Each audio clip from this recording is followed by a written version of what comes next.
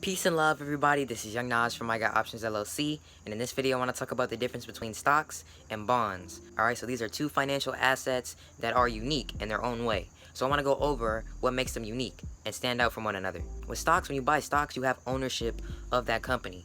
Alright, so when you buy multiple shares of a stock, you're essentially gaining more ownership of that company. Whether it's Apple, Microsoft, Nike, most of those companies that you see on a day-to-day basis are actually on the stock market.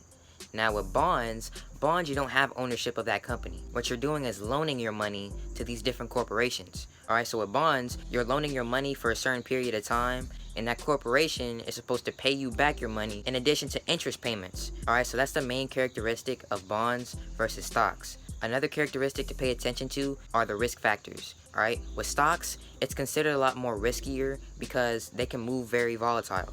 Right, as opposed to bonds, the risk in the eyes of a lot of investors is seen as less because they're just receiving that steady income of those interest payments, right? And then at the end of their loan maturity, they're gonna get all that money back.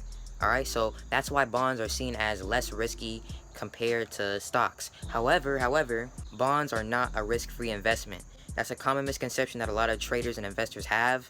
Why? Because you're at risk of that corporation defaulting on you, meaning that they're not financially stable to pay you back, essentially. So that's the risk that's involved with bonds, all right? And that's the risk that's involved with stocks. And those are some of the key characteristics to pay attention to that differentiate stocks and bonds.